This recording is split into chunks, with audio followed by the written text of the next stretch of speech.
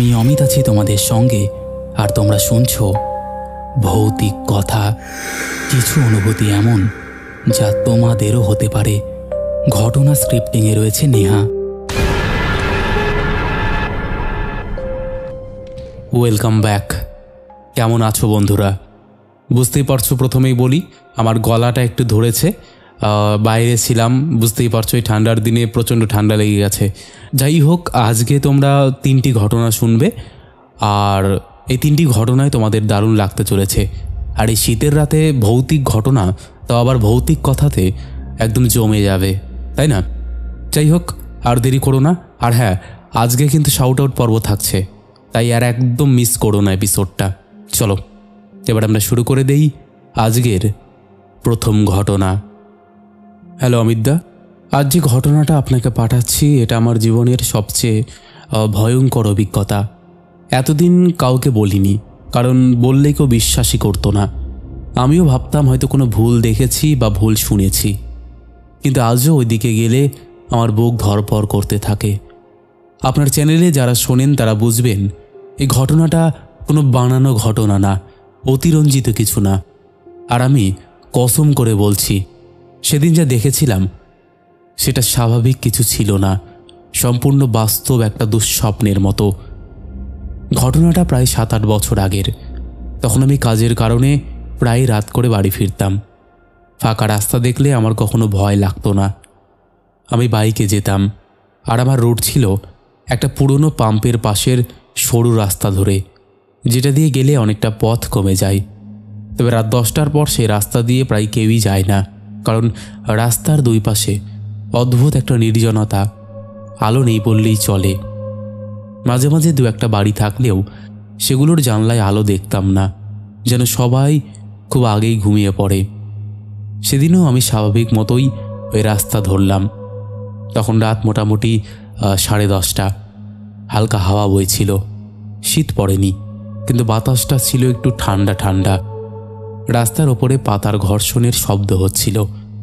আমি বাইক চালাতে চালাতে ফোনের ব্লুটুথে গান শুনছিলাম। হঠাৎ একটা মেসেজ আসায় স্ক্রিনে তাকাতেই আমি গতিটা কমালাম। ঠিক তখনই দেখলাম সামনে রাস্তার উপর কে যেন দাঁড়িয়ে। প্রথমে মনে হলো হয়তো কোনো লোক, কিন্তু কয়েক সেকেন্ড পরে বুঝলাম লোকটা নড়ছে না, পুরো শরীর স্থির, শুধু মাথাটা একটু নুয়ে আছে। আমি অনেকটা এগিয়ে যেতেই দেখলাম সে সাদা একটা জামা পরে দাঁড়িয়ে আছে। জামাটা পুরনো, যেন মাটির দাগ লেগে আছে, আর মাথাটা পুরো নিচের দিকে। আমার প্রথমে মনে হলো হয়তো কোনো নেশাগ্রস্ত মানুষ বা হয়তো রাস্তার লোক, কিন্তু ব্যাপারটা ছিল অন্যরকম। কারণ আমি যত এগোচ্ছিলাম বাইকের হেডলাইটটার আলো তার গায়ে পড়ছিল, কিন্তু তার ছায়া পড়ছিল না। মাটিতে আলো পড়ছে ঠিকই, কিন্তু তার কোনো ছায়া নেই। এই দেখে আমার বুকটা ধক করে উঠল, কিন্তু তখনও নিজেকে বোঝাচ্ছিলাম না, হয়তো আলো ঠিক মতো পড়ছে না। আমি বাইকটা ধীরে করে ওর পাশ দিয়ে যাওয়ার সময় একটা ঝলক ওর মুখ দেখতে পেলাম, এবং ওটার জন্যই আজও রাতে ঘুমোতে গেলে মনে হয় কেউ আমার বিছানার পাশেই দাঁড়িয়ে আছে। লোকটা মাথা নিচু করেছিল ঠিকই, কিন্তু যখন আমি একেবারে কাছে চলে আসলাম তখন সে ধীরে ধীরে মুখটা তুলল। এমন নয় যে ঝট করে তুলে দিল, খুব ধীরে, অস্বাভাবিকভাবে, যেন তার ঘাড়ে কোনো শব্দই নেই। আমি স্পষ্ট দেখলাম তার মুখটা পুরো ফ্যাকাশে, একদম রক্তহীন। চোখ দুটো এমনভাবে ফাঁকা যে মনে হচ্ছিল চোখ নড়ছে না, শুধু সাদা অংশটাই দেখা যাচ্ছে, আর ঠোঁটের কোনায় শুকনো রক্তের মতন কিছু লেগে আছে। ও আমার দিকে তাকিয়েই থাকলো, কোনো অভিব্যক্তি নেই, না রাগ না দুর্বলতা, শুধু একটা অদ্ভুত শূন্যতা। আমি এক মুহূর্তের জন্য ব্রেক চাপতে যাচ্ছিলাম, কিন্তু যেই দেখলাম তার চোখ নড়ছে না, অথচ ওর মুখে একটা হালকা হাসির চেষ্টা ফুটে উঠেছে, তখন আমার হাত পা ঠান্ডা হয়ে গেল। আমি আর 1 সেকেন্ডও থামিনি, গিয়ার বাড়িয়ে সোজা এগিয়ে গেলাম।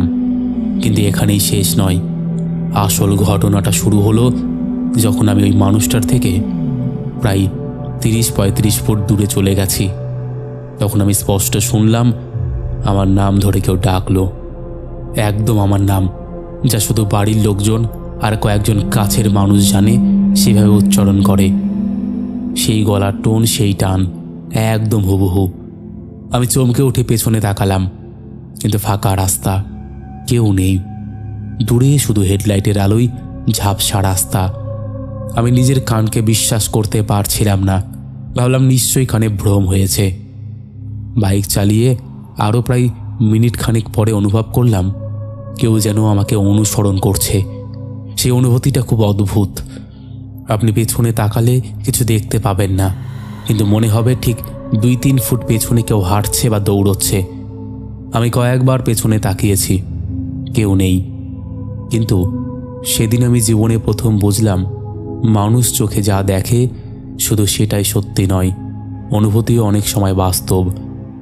আমি গতিটা আরও বাড়ালাম।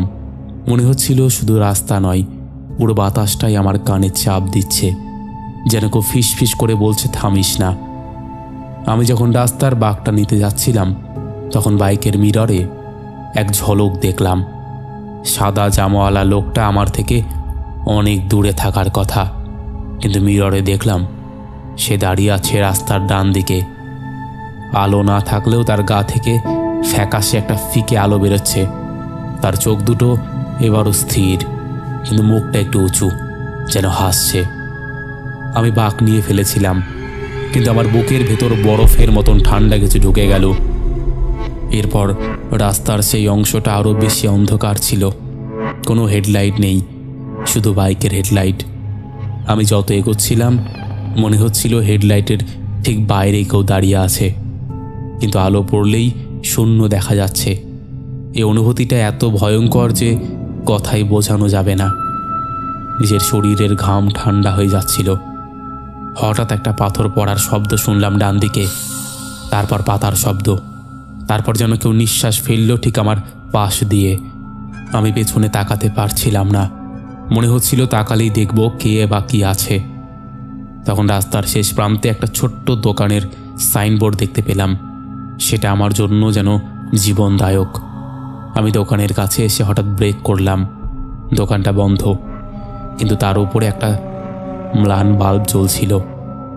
আমি বাইক বন্ধ করে দাঁড়াতেই বুঝলাম আশেপাশে এবার আর সেই অনুভূতিটা নেই। কেউ দেখছে, সেই অনুভূতিটাও গেল। আমি গভীর শ্বাস নিয়ে ভাবলাম একটু জল খাই বা একটু দাঁড়াই, কিন্তু ঠিক তখনই দূর থেকে, যে রাস্তা দিয়ে আসছিলাম সেদিক থেকে আবার অদ্ভুত একটা টান টান নিস্তব্ধতা অনুভব করলাম। মনে হচ্ছিল কেউ দাঁড়িয়ে আছে অন্ধকারের মধ্যে। আমি আবার বাইক চালু করতে গেলাম। তখন দেখলাম আমার বাইকের সাইড স্ট্যান্ডটা নিজে থেকেই নেমে গেল। এটা অসম্ভব, কারণ বাইক সোজা দাঁড়িয়েছিল এবং আমি স্ট্যান্ড খুলিনি। এই দেখে আমার শরীর অবশ হয়ে গেল। হাত কাঁপতে লাগলো বাটন চাপার সময়।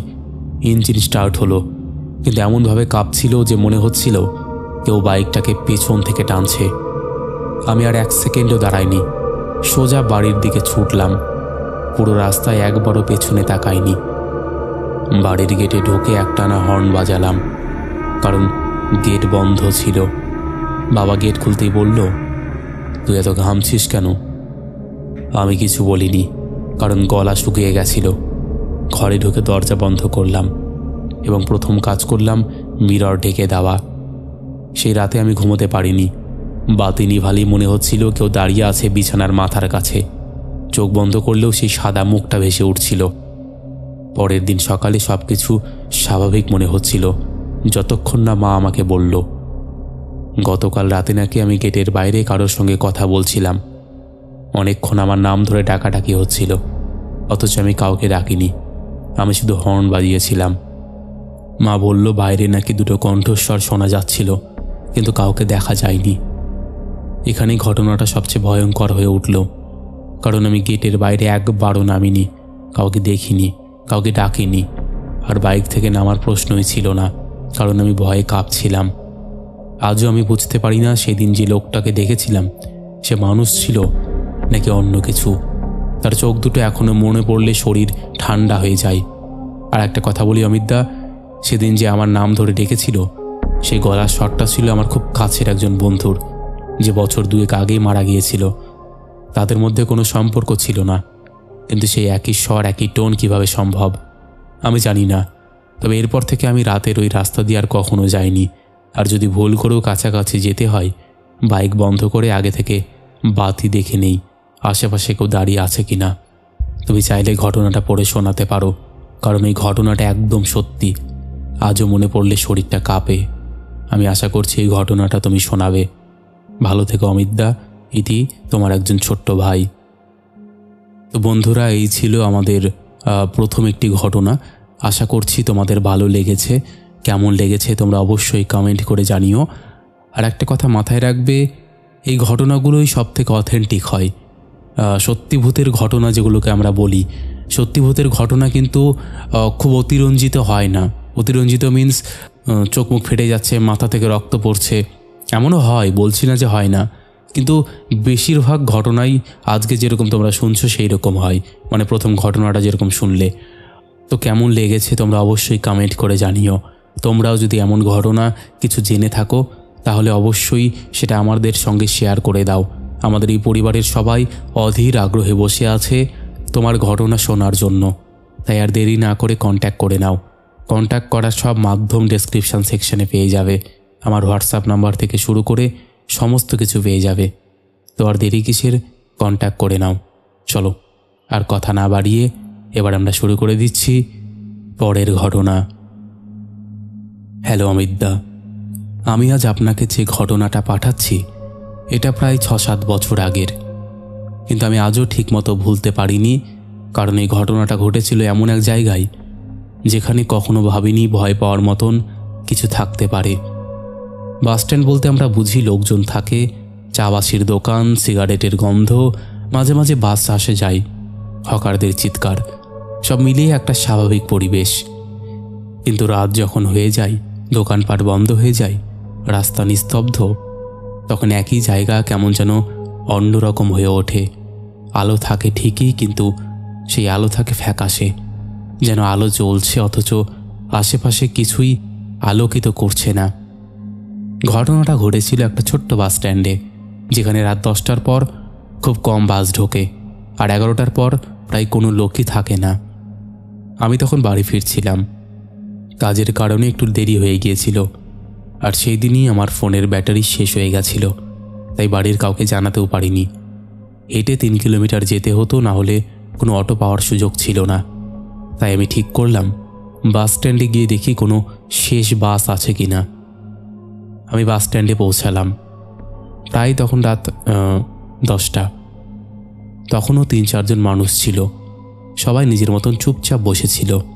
আশেপাশের দোকানগুলো সব বন্ধ, শুধু একটা চায়ের দোকানের সাইনবোর্ড জ্বলছিল, কিন্তু দোকানদার নেই।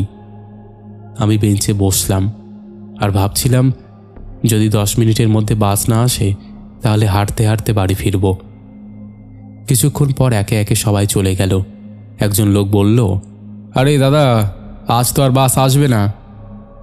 উনি নাকি অনেকক্ষণ ধরেই বসে আছেন। এরপর লোকটা হাই তুলে হেঁটে চলে গেল। তখন বাস স্ট্যান্ডে আর কাউকে দেখা যাচ্ছিল না, ফাঁকা, একদম ফাঁকা। বাতাস বইছিল। ওপরে স্ট্যান্ডের টিনের ছাদে টুংটাং শব্দ হচ্ছিল, মনে হচ্ছিল কেউ হাঁটছে। আমি সেটা বাতাসের শব্দ ভেবেই এড়িয়ে গেলাম, কিন্তু একটা ব্যাপার তখন থেকেই অদ্ভুত লাগছিল। আমি আসার সময় যতটা স্বাভাবিক মনে হচ্ছিল, ওই লোকগুলো চলে যাওয়ার পর জায়গাটা হঠাৎ কেমন যেন ভারী হয়ে গেল। মনে হচ্ছিল কোথাও থেকে কেউ যেন তাকিয়ে আছে। আমি বেঞ্চে বসেছিলাম। হঠাৎ দেখলাম বাস স্ট্যান্ডের ডান দিকে ছায়ার মতন কিছু একটা নড়াচড়া করছে। আমি প্রথমে ভাবলাম কুকুর হবে, কারণ রাত হলে ওদিকে কুকুর ঘোরে। কিন্তু কুকুর হলে 4 পায়ের ছায়া দেখা যেত। সেখানে দেখলাম ছায়াটা যেন মানুষের মতো, কিন্তু সম্পূর্ণ পরিষ্কার নয়, ঝাপসা। আমি চোখ মুছে আবার দেখলাম, এবার কিছুই নেই। ভাবলাম আলো ছায়ার ভুল। স্ট্যান্ডে একটা পুরনো লাইট পোস্ট আছে, তার আলো ম্লান হয়ে জ্বলে ওঠে আর নেভে। সেই আলোতে ছায়ার ভ্রম হতেই পারে, কিন্তু আসল ঘটনাটা শুরু হয় রাত প্রায় 11টার একটু আগে। হঠাৎ খুব হালকা একটা শব্দ পেলাম, যেন কেউ স্ট্যান্ডের পেছন দিক থেকে এসে দাঁড়ালো। স্নায়ুটা টান টান হয়ে উঠল। আমি পেছনে তাকালাম, কিচ্ছু নেই। আবার সামনের দিকে তাকাতেই দেখলাম স্ট্যান্ডের একদম কোনায় কেউ দাঁড়িয়ে আছে। সে দাঁড়িয়েছে ঠিক সাইনবোর্ডের নিচে, কিন্তু তার মুখ দেখা যাচ্ছে না, পুরো মাথাটা ঝুলে আছে নিচের দিকে। প্রথমে মনে হলো হয়তো কোনো যাত্রী, হয়তো লাস্ট বাসের জন্য অপেক্ষা করছে। কিন্তু আমাকে যে সবচেয়ে বেশি ভয় পাইয়ে দিল সেটা হলো যে জায়গাটায় লোকটা দাঁড়িয়ে আছে ঠিক তার পাশে একটা স্টিলের কলাম, আর কলামের ওপর লাইটটা পড়ছে আমার চোখে।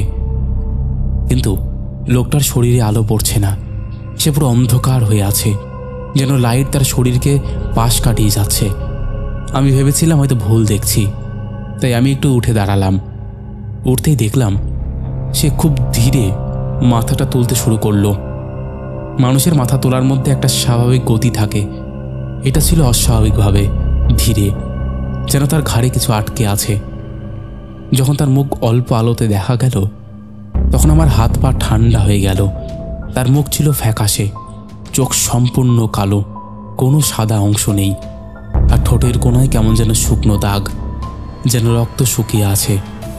সে আমার দিকে তাকিয়ে রইল, কিন্তু কোনো নড়াচড়া নেই। আমি মনে মনে ভাবছিলাম মানুষ হলে এমন চোখ কখনো হতে পারে না। আমি তাড়াতাড়ি পেছন ঘুরে বেরিয়ে যাওয়ার দিকে পা বাড়ালাম, কিন্তু হাঁটতে গিয়ে বুঝলাম যে আমার পায়ের পেশি যেন জমে গেছে, হাঁটতেই পারছি না। ঠিক তখনই পেছন থেকে খুব নরম একটা শব্দ পেলাম, একটা ফিসফিসের মতো। খুব নিচু স্বরে কেউ যেন বলল, থামো। আমার শরীরটা জমে গেল। আমি পেছনে তাকানোর সাহস করছিলাম না, কিন্তু মনে হলো পেছনে তাকালে কেউ এসে ধরবে। আমি খুব ধীরে ধীরে মাথাটা তাও ঘোরালাম। দেখলাম লোকটা এখন আর কোনায় নেই, সে দাঁড়িয়ে আছে আমার থেকে প্রায় ৬-৭ ফুট দূরে। কিভাবে এলো? আমি একটা মানুষের নড়াচড়ার শব্দ পর্যন্ত শুনিনি। সে দাঁড়িয়ে আছে, কিন্তু তার পা মাটিতে ছায়া ফেলছে না। পা দুটো মাটির সঙ্গে পুরো লেভেলেই নেই, একটু ওপরে, যেন ভেসে আছে। আমার গলাটা শুকিয়ে গেছিল, কথা বেরোচ্ছিল না। ঠিক তখন সে একটা পা বাড়ালো আমার দিকে, কিন্তু সেটা হাঁটা নয়, পা না নড়িয়েই সামনে থেকে ঝরে এলো, যেন হাওয়ায় টেনে আনা হচ্ছে। আমার চোখের সামনে প্রথমবার বুঝলাম এটা মানুষ নয়। আমি দৌড়ে বেরোতে যাব এমন সময় দেখলাম বাইরের রাস্তাটা পুরো অন্ধকার। যেখানে আগে লাইট জ্বলছিল সেখানে এখন কিছুই নেই। মনে হচ্ছিল বাস স্ট্যান্ডটা যেন একটা আলাদা ঘেরায় আটকে গেছে। আমি দৌড়ে রাস্তায় বেরোতেই দেখলাম রাস্তাটা পুরো ফাঁকা, বাতাস নেই, কুকুর নেই, কোনো শব্দ নেই। কিন্তু পেছনে তাকাতেই দেখলাম স্ট্যান্ডের লাইট হঠাৎ পূর্ণ আলোতে জ্বলে উঠল, এবং ঠিক তার নিচে ওই লোকটা দাঁড়িয়ে আছে। কিন্তু এবার তার মুখটা বদলে গেছে, মুখের ওপর চামড়া যেন শুকিয়ে গিয়ে টেনে গেছে, চোখ দুটো আরো বড় হয়ে উঠেছে, আর ঠোঁট দুটো কাঁপছে, যেন সে কিছু বলতে চাইছে।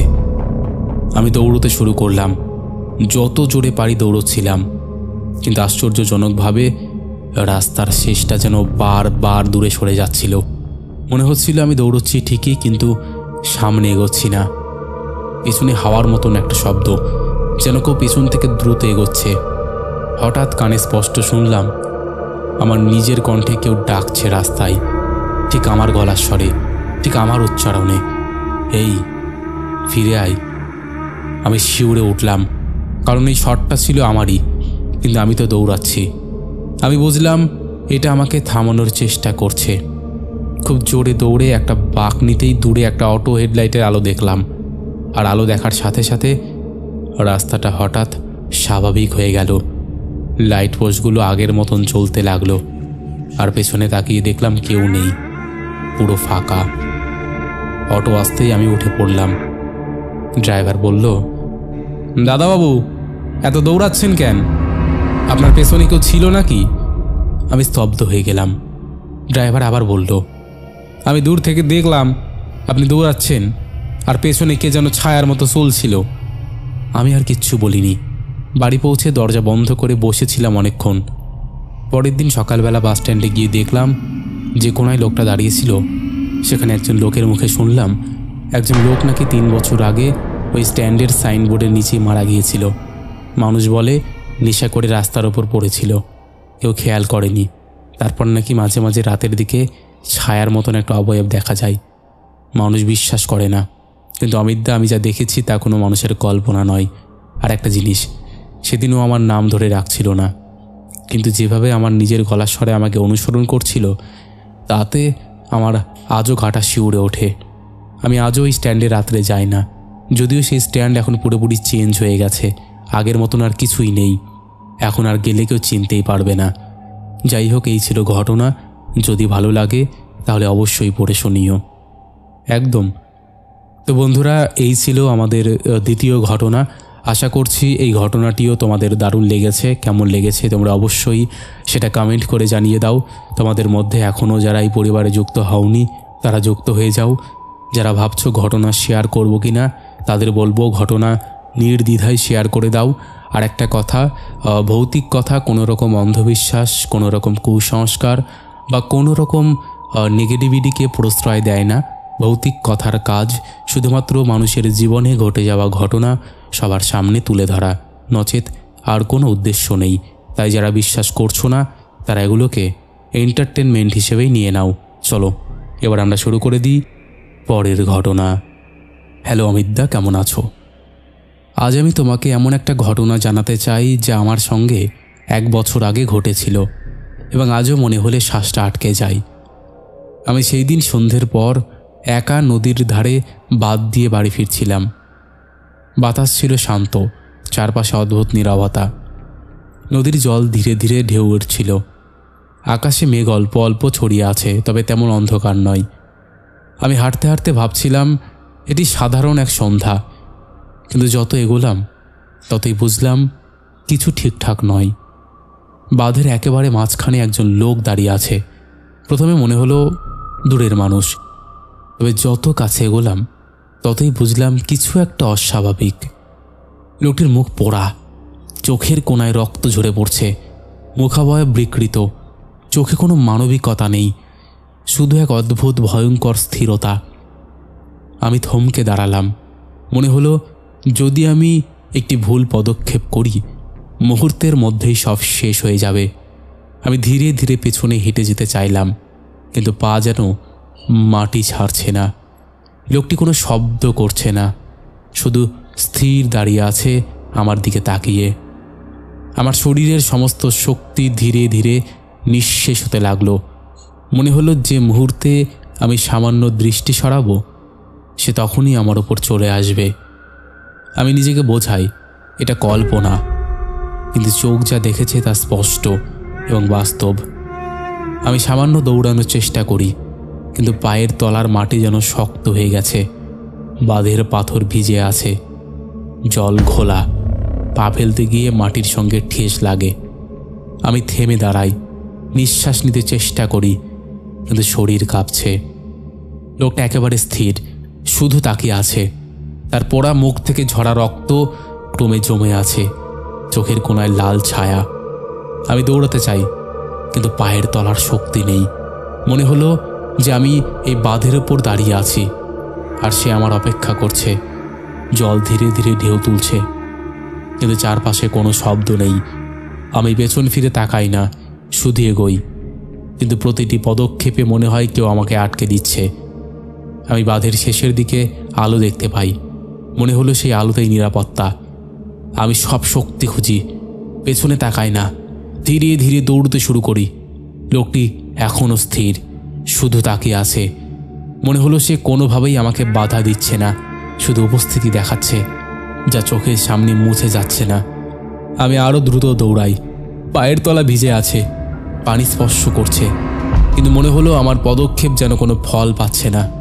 আমি রাস্তায় পৌঁছাই। হৃৎপিণ্ড দ্রুত ধরপড় করছে, শরীর কাঁপছে। রাতটা কাটতে না কাটতেই ঘুমে সেই দৃশ্য ভেসে আসে। মুখের পোড়া অংশ, চোখের রক্ত, স্থির দৃষ্টি, সবই মনে পড়ে। আমি তোমাকে এটা লিখছি যাতে কেউ একা নদীর ধারে রাতের বেলায় হাঁটার সময় সতর্ক থাকে। আমি সে রাত থেকে একা নদীর ধারে হাঁটিনি। সেদিনের ঘটনার কথা আজও মনে পড়লে ভয় লাগে। মনে হয় আবার সেই স্থির চোখ আমাকে ঘিরে ধরে। আমি যতই নিজেকে বোঝাই এটি কেবল এক অভিজ্ঞতা, কিন্তু ভয় এত গভীর যে রাতের নিঃশ্বাসও থেমে যায়। নদীর ধারে হাঁটার সময় সমস্তই অদ্ভুতভাবে জীবন্ত হয়ে ওঠে। আমার পা ঠিকমতো কাজ করছিল না, হৃদয় দ্রুত ধরপড় করছিল, চোখে শুধু সেই পোড়া মুখ আর রক্তক্ষয়ী চোখ। আমি মনে করি লোকটা কোনো জগতের নয়, শুধু সেই বাঁধের ওপর দাঁড়িয়ে আছে। তার মুখের পোড়া অংশ থেকে রক্ত ঝরে পড়ছে, চোখের কোণায় লাল রং ছড়িয়ে আছে। তার উপস্থিতি আমাকে আটকাচ্ছে না, কিন্তু চোখে দেখেই মনে হচ্ছিল এই মুহূর্তে আমি ভয়ঙ্কর এক পরিস্থিতিতে আছি। কোনো মানুষের এমন স্থির চোখ ভয়ঙ্কর হতে পারে না। সে রাতে নদীর ধারে বাঁধে হাঁটার অভিজ্ঞতা আজও আমার মনে ভয় সৃষ্টি করে। আমি মনে করি কেউ যদি আমাকে বলে রাতে নদীর ধারে একা হাঁটা ভালো, আমি কখনো বিশ্বাস করব না, কারণ সে অভিজ্ঞতা আমাকে পরিবর্তন করেছে। আমি এখনও মাঝে মাঝে মনে করি সেই লোকটা শুধু দাঁড়িয়ে আছে। আমি এই ঘটনাটা তোমাকে লিখছি যাতে সবাই সতর্ক থাকে। এই অভিজ্ঞতাটা আমাকে শিখিয়েছে রাতের নদীর ধারে একা হাঁটা কখনোই নিরাপদ না। আমি সেই রাত থেকে আর কোনোদিনও নদীর ধারে একা হাঁটিনি, আর কখনো হাঁটবও না। যাই হোক, এই ছিল ঘটনা। যদি ভালো লাগে অবশ্যই শুনিও। তো বন্ধুরা, এই ছিল আমাদের আজকের জমজমাট একটি এপিসোড। আশা করছি এই এপিসোডটাও তোমাদের ভালো লেগেছে। কেমন লেগেছে তোমরা অবশ্যই সেটা কমেন্ট করে জানিও। তোমাদের মধ্যে এখনও যারা এই পরিবারে যুক্ত হওনি তারা যুক্ত হয়ে যেও। চলো আর কথা না বাড়িয়ে এবার আমরা শুরু করে দিচ্ছি শাউট আউট পর্ব। শেষের এপিসোডে ফার্স্ট কমেন্ট করেছে শিল্পা চ্যাটার্জি, সেকেন্ড কমেন্ট করেছে লক্ষ্মণ সর্দার, থার্ড কমেন্ট করেছে কার্তিক সাহা। তিনজনেই লাভ লাভ রিয়াক্ট দিয়েছে। তারপরে কমেন্ট করেছে বিবেক বর্মন, অমিত চক্রবর্তী, নন্দিনী শীল, সোমা দাস, অঞ্জলি মণ্ডল, সুমন্ত দাস, রোহন পাল, জুলফিকার হাসান লিখেছে অমিতদা, প্রত্যেকটা ভিডিওতেই তুমি বলো হেডফোন লাগিয়ে নিতে, চুপটি করে বসে পড়তে। এইসব তো বুঝতে পারি, তুমি যে বলো সিট বেল্ট বেঁধে নিতে, এটার মানে কি বলবে আমি বুঝতে পারি না। দেখো, সব কিছু তো আর যুক্তিতে বিচার করা যায় না। সিট বেল্ট কথার অর্থ তুমি ভয় পেয়ে যাতে ছিটকে না পড়ে যাও, মানে এদিক ওদিকে না হয়ে যাও, ওই জন্য সিট বেল্টটা বেঁধে নিলে তুমি কোথাও আর পড়ে যাবে না। থিঙ্কিংটা এইভাবে এসেছে আর কি। তারপরে কমেন্ট করেছে সঙ্গীতা মজুমদার, জবা দেবী, সৌমিত্র চরণ, অঞ্জলি মণ্ডল, অন্তিম স্যাড মোমেন্ট, কার্তিক মণ্ডল, এসকে আরাফুল হোসেন, গীতা গোস্বামী, শঙ্কর চক্রবর্তী, বিশ্বজিৎ সর্দার লিখেছে আমার ছেলে তোমার অনেক বড় ভক্ত, ওর নামটা একবার হাই করে বলে দিও, ও খুব খুশি হবে। ওর নাম রাজদীপ। হ্যালো রাজদীপ। তারপরে কমেন্ট করেছে ডিজে ব্লগার অনিশ, শিহাব শাফিরুদ্দিন, মাহাসিনা বেগম লিখেছে একবার দাদা রোহিত নামটা হ্যালো করে বলো। হ্যালো রোহিত। তারপরে কমেন্ট করেছে আবু বাকার, মলয় চক্রবর্তী, মলি পাল, রোহিত সান্ত্রা, অমিতা ঠাকুর লিখেছে চলে এসেছি ঘটনা শুনতে, আমার দেরি হলেও আমি ঘটনাগুলো শুনি, জানি দারুণ হবে। Thank you. এমডি মন লিখেছে খুবই ভালো লাগছে ভাই, আমরা গাজীপুরের ছেলে, বাংলাদেশ থেকে একদম। তারপরে কমেন্ট করেছে নন্দিনী রয়, ববিতা অধিকারী, জয় দাস, রত্না রয়, সমীর সরকার, সুমনা মান্ডি, মুসলিমা খাতুন, দেবাশিস পণ্ডিত, ভারভেনা রয়, সৌরভ, প্রতাপ, পায়েল দে, সুজয় মুর্মু লিখেছে হ্যালো অমিতদা, আমি একজন আপনার সাবস্ক্রাইবার, ঘটনা শোনার সময় বারবার অ্যাডস আসে, কিছু করুন, খুব বিরক্তি লাগছে। কিছু করার নেই, গোটা ইউটিউবের হাতে। তারপরে কমেন্ট করেছে আদিবা মিম লিখেছে ঘটনা 3টি ভালো লাগলো, বাংলাদেশ ঢাকা থেকে শুনছি। Thank you. বিকাশ মুর্মু লিখেছে হ্যালো দাদা, গুড মর্নিং, আমি মিষ্টি মামদি, গুড নাইট গো। তো এইরকম অসংখ্য প্রিয় মানুষেরা আমাদের শেষের এপিসোডে কমেন্ট করেছে, যাদের কমেন্ট আমি আর চাইলেও পড়তে পারছি না। তো আজকের মতন এখানেই শেষ করছি, আবার দেখা হবে নতুন কোনো ঘটনা নিয়ে।